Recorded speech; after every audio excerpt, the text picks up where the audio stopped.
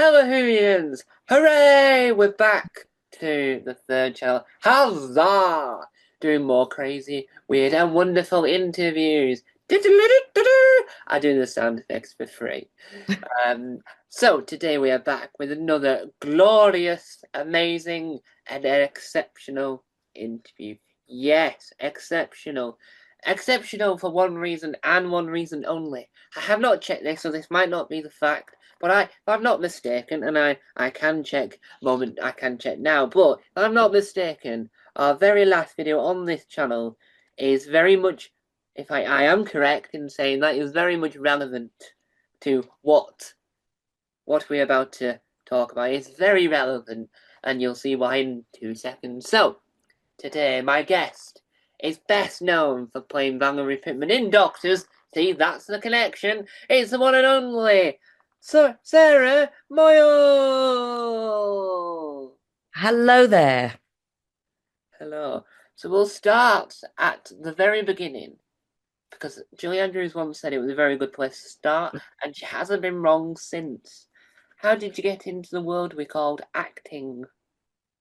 Well, that's a good question, and probably not the normal route that people go. I didn't go to drama school.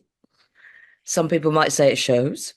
Um, I was very interested in acting growing up, and I did all the amateur dramatics. Um, but I think my mum and dad were very sensible and said, no, you've got to keep your feet on the ground and get a proper job. Yeah. So I thought, whilst thinking of what that proper job would be, I'd just carry on acting. And cut to, I'm now 55 years old and I still haven't thought of the proper job. But I went to the main reason I got into acting was National Youth Theatre. They were the ones that sort of gave me my first big break because I met people there who then employed me. But I went to Middlesex University, not a drama school, where I did a bit of everything, dance, acting, singing. Um, so not the usual drama school route, but nonetheless, it worked out okay, I think. And what is the thing you've done that is I'm gonna say the word, but it might be a little bit over egging it, but a juggernaut is the word I'm gonna use. What Oh, was it like appearing in the juggernaut, Doctors? oh, yes. Yes, you're calling Doctors a juggernaut. Yes. Yes, yes. I mean, it was. It was very beloved, and I think a lot of people are very sad that it's no longer with us. And I think that it's got more complaints that it's ended than I've ever seen in the history of things being ended without people wanting them to end. I think that it's got more complaints because every time I open my phone, I've seen that someone somewhere has sent 12 emails to different people in the government annoying them, and then find out they've been blocked by them because they've been annoying them with asking to bring back doctors. Why do you Yeah. reckon that it was so important to the acting world? Well, I've seen a lot, like you, I've seen a lot of people online sort of making protests and things, which I've never seen for any other show. Um, it's yes, it was particularly important to our industry, I think, because it was a bit of a training ground and it was a bit of a starting place. Many people did their first ever television job at Doctors, and not just the actors, the directors, the writers, the cameramen, the camera assistants worked their way up to being cameramen. Um, Producers, runners started there and worked their way up to significant roles. So it was very important. Not only that, it employed hundreds of actors every year Yeah. because we had a guest artist on every episode, more or less. Yeah. And do you reckon that Doctors has helped improve the skills that you already had? Do you reckon it's helped you improve your acting ability and make sure that you know how to make sure you get every emotion and every sense of what the character is across on screen? Absolutely, undoubtedly, I would say. Doctors was a huge learning curve for me. I had done quite a bit of television before then, but I used to say to all my friends that Doctors was like TV boot camp because it was so intense. It was so fast the way we filmed. We had to film a lot of material in a very short space of time. with limited resources. It didn't have the big money that the big soaps have. And you had to sort of make a decision on a character and go for it because you didn't get a lot of rehearsal time. So um, it really was huge, and it learnt me. That's not good English. It taught me, um, about the in the quick turnover. You have to use an important part of your brain to learn words every single night. So that's now a skill that fortunately I have. Yeah.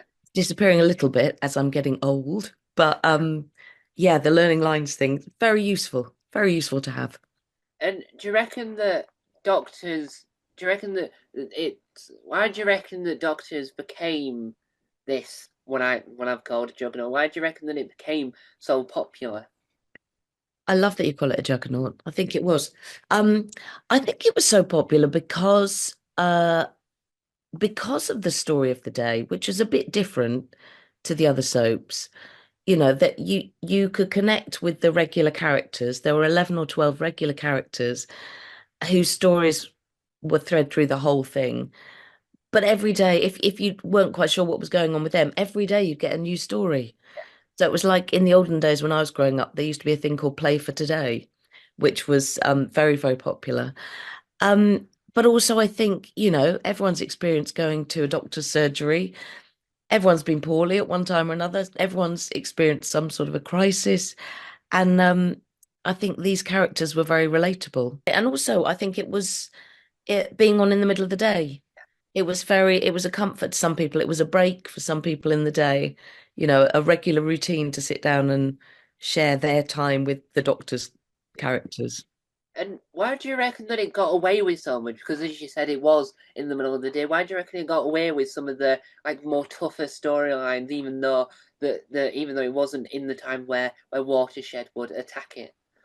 Um, that's a very good point. It was able to do some more hard-hitting things because it was on at lunchtime, because children were at school, Yeah. basically, because it wasn't after that 5:30 time. Um, yeah, so they were able to sort of tackle some quite difficult subjects. And do you reckon that I think with Crossroads, I think Crossroads is a good example. I'm going to use it because with Crossroads now with most of it being available on DVD, do you reckon that doctors would work in the same vein in the treatment of releasing it so that people can rewatch every episode ever over and over again? Oh, I wonder. I don't know. I've never thought about that. Um, that would be great, wouldn't it? If there was one place where you could get it all. I guess I'm still sort of hoping some channel somewhere picks it up Yeah, and plays the whole lot from the beginning, which is not beyond the realms of possibility, but it would be nice for it to all be available in one place. yeah. Because I know the drama channel, there's now You and Drama, stupid name, but the drama channel has been showing series one to wherever, but it always stops at a certain point. It never goes, because the channel's all about Oh, classic this, classic that. So with Casualty, they went to series 36 because they wanted, right. because it's not classic anymore. You get to a point where it stops being It's 2010. just, So, yes, uh, it's not vintage. It's not vintage. It's just a bit of a while ago. Yeah, yeah, that's why they now air Bergerac as a classic Bergerac because they're bringing it back so that they don't want to get it confused, and so they just Right. make sure that everyone knows you're watching something classic. You're not watching something that aired last Tuesday. Right. Like you, Not just a rerun, it's a classic. yeah, Yeah. yeah, and I think that having it on DVD could work really well. So like the for Crossroads, you've got the No Gordon collection, so that's been named because it's for her, and then the next collection would be for whoever else. So you can have it like the Mill years and the Yeah. Riverside years, and I think that that would generate a lot more money. And it's like with Doctor Who, they were doing stuff with Doctor Who even though it wasn't on air. So I think that if doing that, that could then could wake the BBC up and they could show it and then reboot it and bring it back because everyone wants the show to return because it shouldn't have ended in the first place. Yeah, no, I think you're absolutely right. And I think there's certainly an audience out there for it Yeah, who loved it enough that would want to go and rewatch. yeah. Yeah, and I think that if it does when it comes back, I'm gonna just preempt that it is. But when it comes back, I think it would. Because at the moment, do you reckon that the industry as a whole is losing something there, or do you reckon that it might gain from the experience that Doctor was to help generate more opportunities? Well, I hope very much that something comes in to replace it. With that going and Holby going, the places where people can go and sort of get their first experiences are sort of disappearing. Um, so if it's not doctors coming back, I hope it is something that does a similar job. Yeah.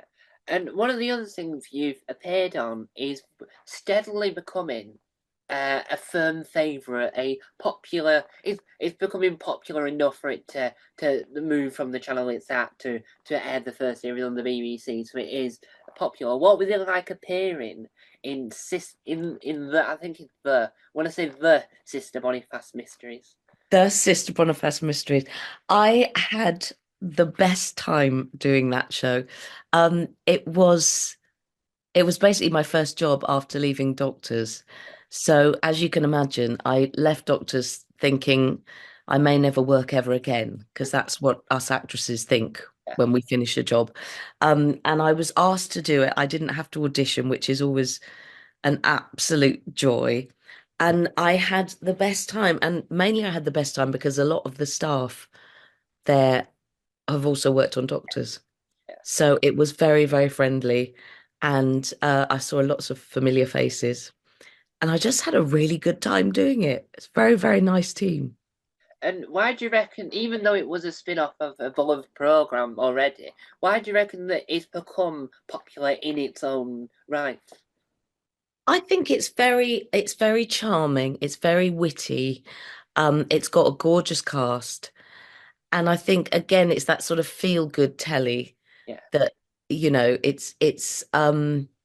it's from a bygone era, yeah, and that makes us feel a bit cozy and sentimental. And I think it's just really fun. yeah. And I think the one thing that really makes me laugh about is that when they were airing it on drama, they air it about 8 p.m. And what makes me really laugh is that when the BBC then aired the first series, they thought, we'll air it at 2 p.m. Because that really made me chuckle I don't think they could decide what audience because the BBC produced both really, but Yeah. it's hard for them to decide which audience wants it more, 8 p.m. or 2 p.m. And I just think that's absolutely hilarious. Yeah, they're just trying chancing their arm, I think, to see where will we find its home. And I think that Sister Boniface could, if you put enough backing into it, could be the replacement for doctors, could be the one that helps fund new people into it. Yes, I think that and Shakespeare and Hathaway um are sort of from a similar team and do a similar job. Yeah. And why do you reckon that drama in the afternoon is so popular as a genre? Well, I think there are lots of people who, we tend to think that everyone's out at work, which is absolutely not the case. There are lots of people who find themselves at home in the afternoon for one reason or another, whether they work at home, whether they're looking after children, whether they're students. We did discover with doctors as well, we had a big fan base amongst firemen Yeah. because they'd be in their firehouse at that time of the day. So I was quite often had firemen coming up to me and saying, "Oh, we're big fans." Um, so I think it does, it serves a certain uh person Yeah, who finds himself at home in the middle of the day and needs a break, needs to, lots of people used to tell me they'd sit down with their lunch to watch doctors, and yeah. that was their sort of middle of the day treat. Yeah, and I think saying that about firefighters watching it, I think that that's really interesting because then it shows because it means they can learn about how the other half of the emergency service works whilst they're doing their bit. They can learn about what happens there. Absolutely, it's educational, you see, it's education as well. Yeah, and I think that I think having Sister Boniface Mysteries helps I think it helps fill a gap that Doctors has because I think it's cozy drama like you said, and I think it's Yeah. to me when you look at what's on at 2 p.m. on a Friday because now they've got like your other excess dramas. I think that it helps to show something slightly different than your average police procedural. Like Hope Street is, I would say, your average, but it's Yeah. not really average. But I think that it helps to show that there's a lighter side to crime, and you can laugh about crime at the same time as you can cry about crime. Absolutely. I think it's a mistake for people to think, oh, just because it's drama that's on in the middle of the day, it's not as good quality, which is absolute nonsense, of course, that, a lot of what is being produced and is on in the middle of the day is great.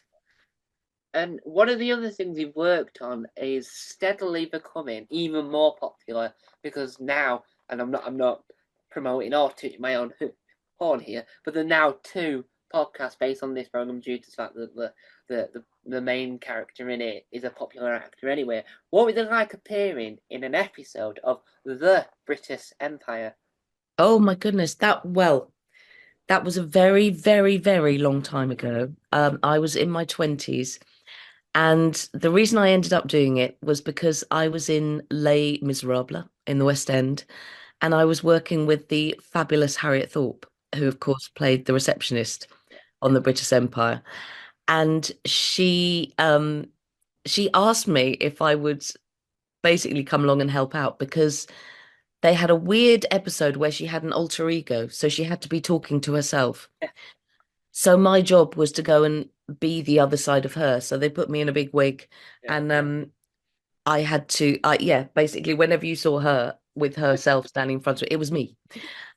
So for my first telly job, I didn't actually get to say any lines yeah, on screen, but I was there. I did, however, get to rehearse because while she was rehearsing her lines to herself, yeah, I would do all the other lines. So it was a great experience. But sadly, you do not see my face yeah. on that program Yeah. at all. And it's the British Empire has become even more popular because it's now rerun on TV more than I think other comedies have Oh, I repeated. didn't realize that. I did love it.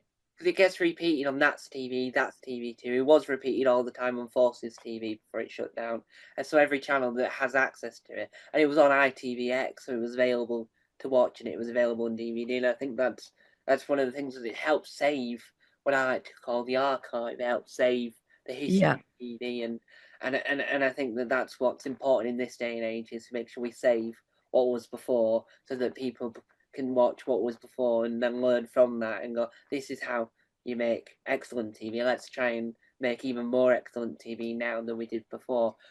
And one of the other things you recently did that is described by one of the other people in it as being the best day ever. And watching it, I could probably agree that does seem like a load of fun, like a Laura laugh, as one person would say. What was it like? That's a poor impression. What was it No. like appearing in the Doctor's special of Bargain Hunt? Oh, that was fabulous. We had such a good time. Again, that came about because Dido Miles and I, the fabulous Dido Miles, who plays Dr. Emma Reed, had been asked to do it, even though I wasn't on the show anymore. They asked me to go, which was lovely. We had such a giggle. I adore Dex and Kia, who we were playing opposite. Um, and it was just like being back at Doctor's. We Yeah, all said it was like being in the green room at Doctor's again because we were having a giggle. yeah, It poured with rain, but we didn't care. And Dido and I lost quite dramatically, but we didn't really mind. We didn't mind. We were having a lovely time. And why do you reckon Bargain Hunt is such an amazing experience? Um, Again, it's a funny one, isn't it? It's a really popular program. And I think it's just because of the formula of it, because people are fascinated by that sort of thing.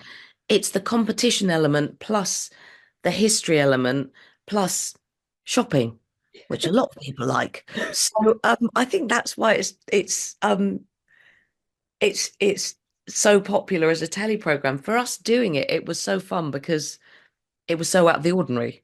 It was just not like a normal working day for us. Um, and it was lovely being able to all get together again, us four. When you were doing it, did you know a lot about antiques already, or were you just walking like a blind man? Absolutely not. No, I was clueless. My mum's quite interested. She's got quite a few old things in her house. Well, she's one of them. She's quite old. Um, but I no, didn't have a clue. Not a clue about antiques. So I was very reliant on our expert. Yeah. And in it, when you're filming it, is it more tense watching your stuff being in the auction, or is it as tense as it seems on screen, where it's like you just don't care at that point because you just think it's hilarious now and you're enjoying the theatrics of it all. Well, I must admit, I sort of learnt something about myself that day because when they say you've got an hour to do the shopping, it's not a made up TV hour, it's an actual hour that you have to run around. And I was anxious to get the money all spent in the first 10 minutes. And of course they're like, no, no, we need you to we need you to look about a bit more. Yeah, Um, so I think I realized I wasn't as cool as I thought I was because I wanted to just get it done. yeah, Um, the auction wasn't too stressful. There weren't actually a lot of people in the auction room. So that was kind of like, we were like, really? Is anyone going to buy anything? So we were thrilled if anybody bought anything. yeah. We just didn't make a lot of money. Yeah, and did it help you to learn about the world of auctioneering and the world of the way that selling valuable antiques like a spoon that's been used by King Tut? Do you reckon that you learn a lot more from that experience? I must admit, it was very interesting. It was sort of a world that I never really experienced. I don't think I've ever been in an auction room.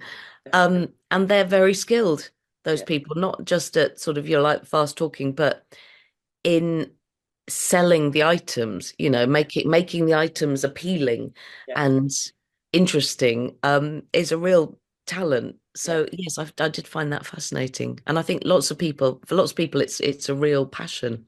Yeah, because I think it's like hard to try and sell some rock that was used 3 million years ago. You have to try and work out what's the best way to describe it because it looks awful. So you have to try and Yes. sell it, and it's amazing what things go up for auction and how much things sell for. Like when you look at the history of TV props, they're selling like for Yeah. millions.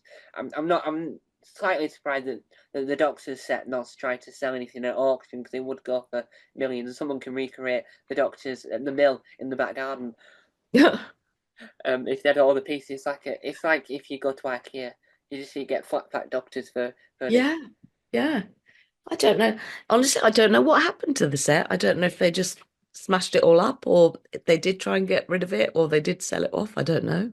And one of the other things we've done that I would say is a very interesting because it's one of those programs that you watch and go, I could probably do that, and in the moment it's probably not as easy as it looks on TV. What would it like appearing in an episode as a contestant of Celebrity Eggheads? Oh, now that was interesting. Um, Not least of all because I ate some oysters the night before and I was very, very, very poorly. So if you watch that episode of Eggheads, you will notice now with that information, you will notice that all I am doing is trying not to throw up for the entire thing. It was one of the worst days of my life. Um, so as a result, I don't think I didn't do very well. We did quite well as a team because we had fabulous Ian Midlane and Chris, who were both very, very good. Um, but yes, I for me, it was a bit of a trial because I was just trying to get through. However, that said, when I once it was all over, it was quite nerve-wracking, but I would have loved to do it again. Yeah, I would happily do it again. Yeah, Jeremy Vine was very nice to us. yeah. And do you reckon that it helped you prove that you had enough knowledge in your memory bank to be able to complete and do really well on a quiz show? No, I think it proved exactly the opposite, that I don't have a lot of knowledge and I really shouldn't be anywhere near a quiz show. But I think I got quite unlucky because we sort of decided amongst ourselves who would cover what subjects, and not everybody gets picked to do thing. And one of the only subjects that was left was science. Yeah, So I was like, well, I'll take science, if hoping that I wouldn't get called upon. And then of course I did, and I was absolutely hopeless. And was it hard to try and defeat? Was it hard to like compete against these so-called brainiest people in Britain, which The is a bre- term used too often? Well, do you know what? Behind the scenes, all those people were absolutely delightful and charming and lovely, and some of them were Doctors fans. Yeah, But on screen, they're quite intimidating because they really do know lots. yeah, So yes, and it's quite intense because you're put in this other room behind a screen. Um, so yes, yeah, I would say it was quite nerve-wracking and intense. yeah. Because I think that what would be really interesting, I don't know if they've done it, but if the Eggheads tried to beat the Chasers, that would be Oh, Clash of Titans that I would like to see. well, there's an idea you should pitch. Yeah, yeah. Because I remember hearing a story that one of the chasers tried to become an egghead in that program when they tried to get an egghead to be an egghead because they needed a new egghead. I've said egghead too much now, but I think it was like Jenny Ryan. I think it was Jenny Ryan. She auditioned to be on. Do you want to be what? It was, I think it's like Are You an Egghead or something. Um, but then they were looking for people with egg-shaped heads, which are very easy to find. And so one of the other things we've worked on that I think that is very I mean it's very incredible, and well if you read off the cast list, well, it's incredible. What would they like appearing on 3 episodes of City Lights? Oh, City Light. I didn't know what you were going to say there. I was bracing myself. I adored City Lights. I really, really, really enjoyed that job. Um, I was it was a bit stressful because I was appearing in a musical in the West End at the time. So I had to sort of fit that job around performing in the evening. Um, but it was glorious. And Robson Green and Mark Benton were just fabulous people to work with. Yeah, And I had a lot of fun. They were very kind and very welcoming as a regular cast. And we had a great time. yeah. And now that we've come to this point in the interview where we've learned a lot more about you, what advice would you give someone who wants to get into acting but not necessarily wants to go down traditional routes? I would say, do what I did is like find every opportunity you can to perform, whether that's going to a drama club, taking an acting class, taking a singing class, um, going to a youth theatre, applying to your local amateur dramatics, or putting on your own stuff, just find every single chance to get experience to perform. I would also say go and watch as much stuff as you can. And I know that can get very expensive, but there are also ways of doing it.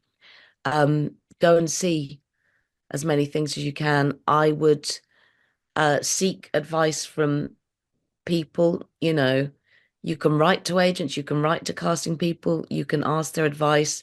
They're not necessarily going to say, oh, yes, we'll take you on, or here's a job, but they might give you some more advice about what route to take, how to approach it. Um, but I would say the best advice you can have is to try and do it as much as you can, and to always remember that it can be a bit demoralizing. You're going to get a lot of rejection, but also to remember that no one is you. You're the only you. You're unique, and that's what you have to offer in the world. So, work on your craft. We never stop learning. I'm getting old now, but I would still take a singing lesson. I would still, go and watch stuff Yeah. to learn from other actors. Um, you're never too old to learn new things. But yes, if you're really passionate about it, just go for it. What I say. And when you're when you've done your work on the screen or when elements of your work on stage get I'm gonna say recorded because it'll help in this. Are you the type of actor that likes watching or listening to themselves back, or are you the one that runs as far away to the hills, so far away that they'll never see it, never hear it until it's all over? Do you know, I think I'm somewhere in between those two things. I don't much like to see myself on screen. I don't think I'm very attractive on screen, but again, it's all part of the learning process. If you can watch yourself, you can sort of give yourself notes almost and go, well, that was good. That worked. Oh, I won't say that again like that, or that was a funny look I gave there. Um, so it can be quite useful to watch yourself back. Not if you're just being narcissistic and you're just thinking, gosh, aren't I amazing? How beautiful am I? Which I don't really know any actors who feel like that. Um, but I think my general instinct is to run for the hills and not look. But I think it can be quite useful if you can make yourself. Yeah. And have you got any up and coming projects that you're excited that you're allowed to say because a lot of things are NDA these days?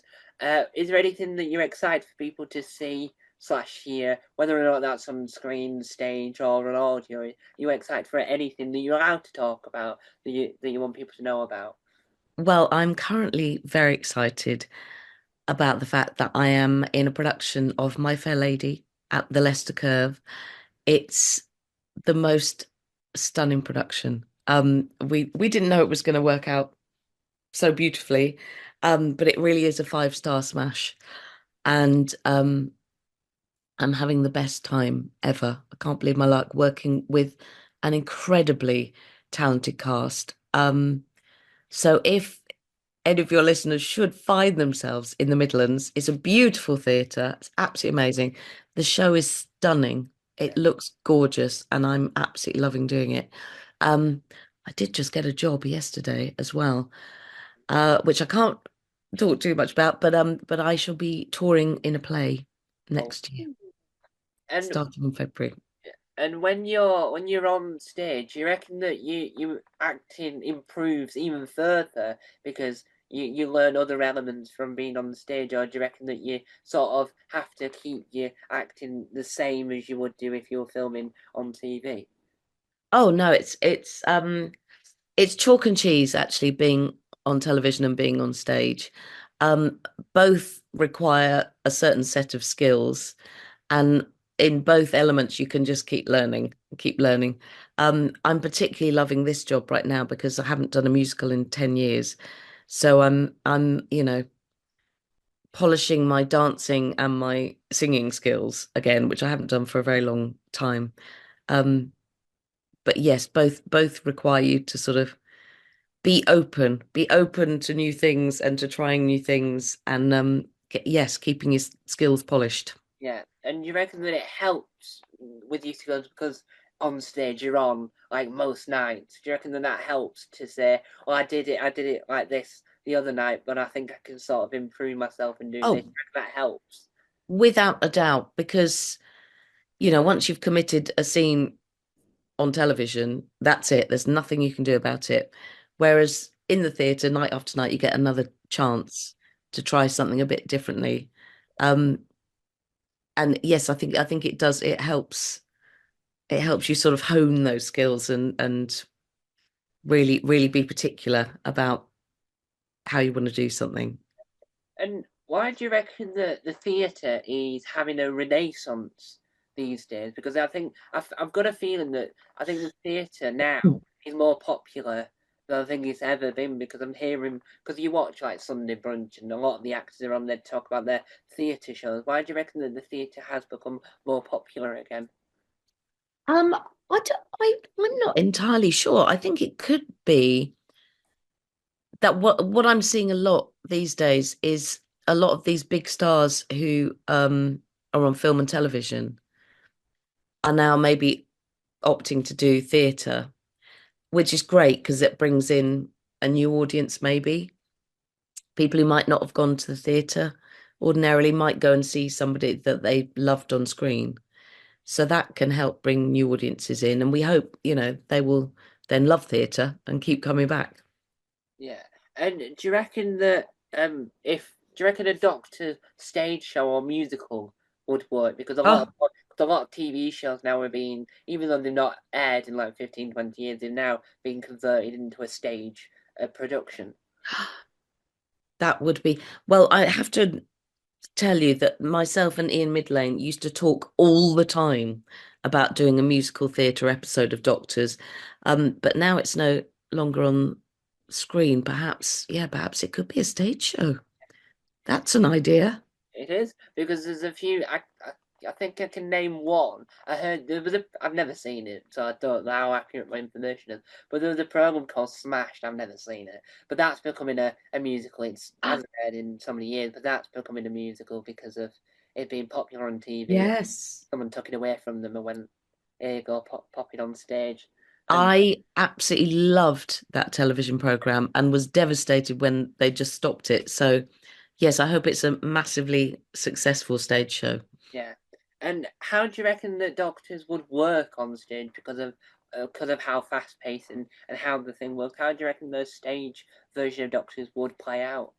Oh gosh, I don't. I think it would have to take somebody very clever to work that out on stage. And I mean, obviously they could have the one set at the mill, but they might have to take it out to, for all the exciting things that happen beyond the Mill Health Centre. Somebody would have to be very clever, I think, to put that on stage. Yeah. And I think I hope that a stage iteration of Doctors does come to fruition because obviously when Neighbours ended, they did a Neighbours celebration tour Yeah. and then the announce everyone already knew, but then they announced it was coming back and they had to retitle the tour instead of being Farewell, they had to call it Celebrations. And Home and Away are doing a tour next year in the UK. So do you reckon something like that where it's like a where cast new and old come together and talk about it and show clips? Do you reckon that would be more likely to happen? I mean, I could see that happening. I think that would be lovely for that to happen. And like I say, I think there would be a big audience for that. Yeah, yeah. And so with the interview coming to a fantastic magical close. See, I've still not finished eating that dictionary. I'm on the letter J, um, and it's a little bit too chewy. You try pour milk on it, and it just becomes it's hard to absorb. You have to have something that absorbs it so that you know more words. And eating the French and Spanish and whatever Finnish probably that's not probably the language, but the Finish. dictionary doesn't really help because then you get muddled up and confused, and then you have to start from scratch and you have to start from A again, and that really doesn't help. But I'll say the word excellent, excellent interview. Um, and as we come to that close, where can people track you down without giving away your home address? Where can people find you online? I am on Instagram at Moyle, Moyle 69. I'm on TikTok at Sasmo 700, I believe. Um, yes, I've been doing a thing. I found my diary that I wrote when I was 13 years old in 1983, and I've been reading excerpts from it online. So that's mainly what I do online, but I also do try and keep up with work stuff there. So do find me there. Yeah. And where can people get tickets to see you on stage?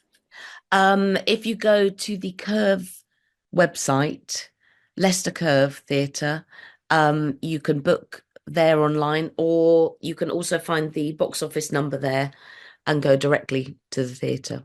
Yeah. And when's it on and how long is it on for?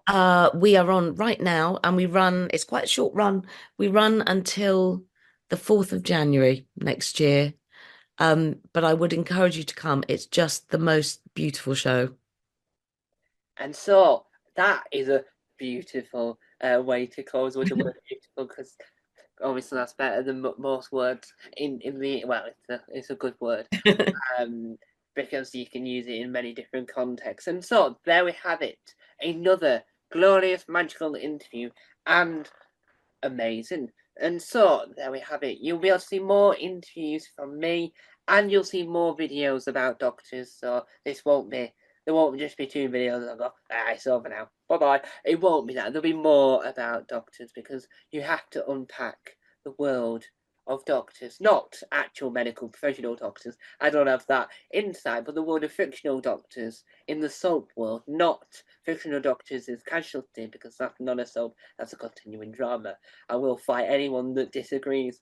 I probably will lose and get knocked out anyway, but I'll still have made my point excellently clear that they should never be involved in a soap category, because then that means other soaps can't be put in it, because Doctor Ah, should win all the soaps, especially in the soap awards next year. They should win, and then the BBC will cry, and then they recommission it. So we want to upset the BBC in a friendly way, not in an aggressive way, in a friendly way. We don't want our email blocked from them, not again. And so there'll be more interviews from me. Thank you for letting me interview you. very, very welcome. Thank you for having me. Oh, and remember, no, I forgot